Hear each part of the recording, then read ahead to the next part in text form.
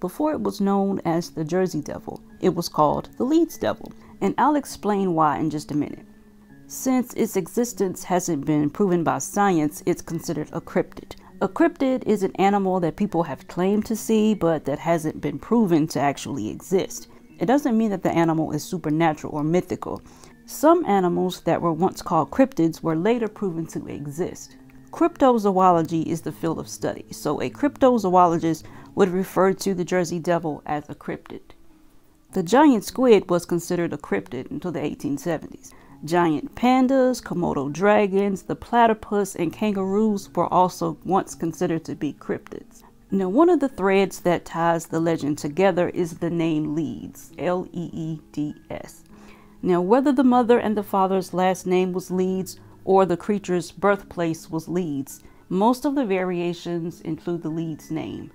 Mother Leeds has been identified by some as Deborah Leeds because her husband Japhet named 12 children in his will during 1736, which is compatible with the legend. They also lived in the Leeds Point section of what is now Atlantic County, New Jersey. The European settlement of New Jersey began in the 1620s, and settlers came predominantly to New Jersey from England, and they were mostly members of the Society of Friends, also known as Quakers. A man named Daniel Leeds from Leeds, England, married a lady named Jane. In the 1690s, he acquired land in the Great Egg Harbor near the Atlantic coast. Daniel was also a Quaker that published an almanac. That almanac contained astrology, which was and still is looked down upon in Christianity. He was called a Christian occultist, and the church ordered for any remaining copies of his almanac to be destroyed. He eventually left the Society of Friends. He later handed this property down to his sons, and it came to be known as Leeds Point. Daniel continued to have problems with the Quakers until 1760, when he retired and he turned his business over to his son, Titan. In 1728, Titan redesigned the masthead to include the Leeds family crest, which contained 3 figures on a shield. The figures were called wyverns, and they're mythical dragons with pointed tails.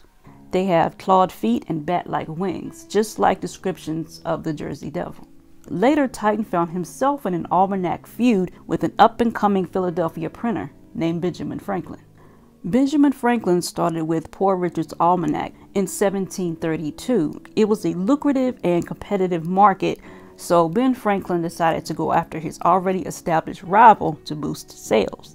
In the 1733 edition of Poor Richard's Almanac, Ben Franklin came up with the hoax to help sell his almanac, and he used astrological techniques to predict that Titan Leeds would die on October 17th of that year. When October 17th had come and gone, Ben Franklin published Leeds' obituary anyway. He insisted that Leeds had in fact died, but that he was being impersonated by another publisher. Benjamin Franklin was doing this as a joke for publicity, but Titan took it seriously. So Ben Franklin had publicly called his competitor a ghost that was brought back from the dead to haunt his enemies. Titan Leeds finally died in 1738, so the birth of the Jersey Devil coincides with the death of Titan Leeds. Now, with all legends, there are many variations. This one has more variations than I have ever come across. In a candlelit room on a stormy night in 1735, a Quaker woman named Jane Leeds, or Mother Leeds, was very unhappy about the upcoming birth of her unwanted 13th child. So she said, "I am tired of children. Let it be the devil." With the help of a midwife, she gave birth to a healthy baby boy, but within minutes, the baby started to change. Horns sprouted from its horse-like head, its blue eyes turned red, talons grew instead of fingers, leathery bat-like wings grew from its back, and feathers started to appear all over its body. It had hooved feet and a forked tail. When it comes to its appearance, the size varies. There's many different descriptions, but some of the traits remain consistent. The baby never cried, but it would whine and screech in a way that wasn't normal or natural. And it supposedly killed or injured many of the Leeds family, including its own mother. And afterwards, many say that it flew out of the chimney and destroyed the chimney in the process. But in other variations, The mother lives, and she kept it locked in a cellar or an attic for many, many years until the door blew open during a storm, and then the creature escaped. In the past, it was thought that a deformed child was of the devil, or that the deformity meant that the child had been cursed. So with the superstitions of the time, the legend of the Jersey Devil was born. I've heard some say that the child could have been born with a cleft palate. Some say that Mother Leeds was a witch and that the Jersey Devil's birth could have been the result of a witch's curse. Some think that it has demonic origins. Some think that it's a dragon. Another version mentions a lady named Mrs. Shrouds of Leeds Point, New Jersey, and that she made a wish that if she ever had another child, she wanted it to be a devil. This legend reminds me of the movie The Unnamable. This movie came out in, I think, 1988, and the father is a warlock, and it takes place in the 1700s. He locked his demon daughter up in the attic for days at a time, and because she was locked away for so long and she spent so much time looking out of that window, her reflection was imprinted into the glass. In the movie, her father's trying to lock her back up in the room, so she kills him.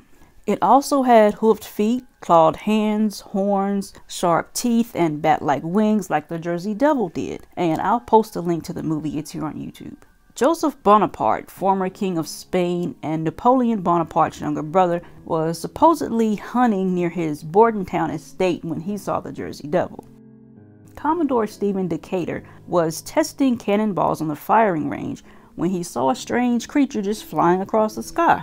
He allegedly fired a cannonball through the Jersey Devil in the early 1800s, but legend says that the hole didn't have any effect on the creature. A telephone lineman was chased up a telephone pole by the Jersey Devil. He stayed up there until a co-worker arrived and shot the Jersey Devil in the wing, wounding it. In the 1840s, several sheep and chickens were killed by a creature with a piercing scream and that left strange tracks that looked like hoof prints. So a hunt was organized to follow the tracks, but the dogs wouldn't follow the tracks. For a few years, things were pretty quiet, and then came the week of January the 16th, 1909. It's known as Phenomenal Week. The sightings were from reputable members of the community, like a police officer who claimed to have shot at it in the early morning hours of January the 17th before it flew off into the darkness. A lady said that she heard some commotion in her yard, so she opened the door to see the Jersey Devil standing there with her dog in its grip. She hit it with a broom until it let go of her dog, and then it flew away. And then she started screaming until her neighbors came over. 2 police officers arrived at her house where over 100 people had gathered, and it was the Jersey Devil's largest appearance yet. The officers had their pistols drawn, and enlisted men had pitchforks and racks in their hand. They walked into the woods in a line because the whole camp had sighted it this time. So the mob ran towards the creature on the hill, and the streets of Camden were empty after this. So during this time period, it left its tracks all over South Jersey as well as in Philadelphia. In 1909, a track walker on the electric railroad saw it fly right into the wires above the tracks.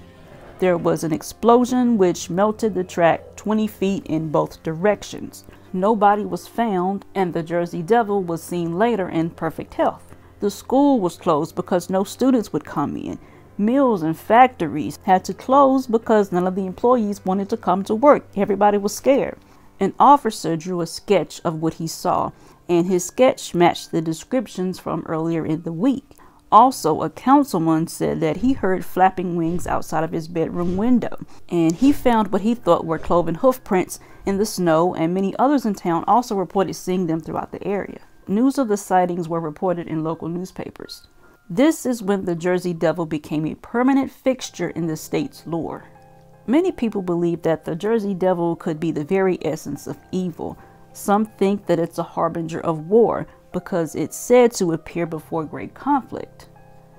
It was supposedly seen before the start of the Civil War in 1861, the Spanish-American War in 1898, and World War I in 1914. It also showed up in 1937 before Italy invaded Ethiopia. Then again in 1939 before the start of World War II. It was also seen on the day of Pearl Harbor, December 7th, 1941. and again before the Vietnam War began in 1955, when it seemed it's time to prepare for terrible conflict. Sounds similar to the Mothman.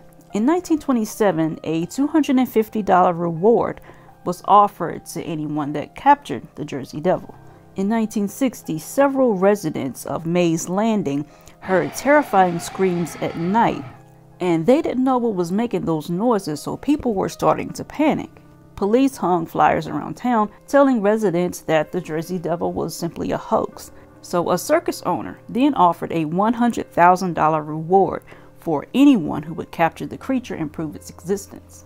Whether the Jersey Devil exists isn't for me to say.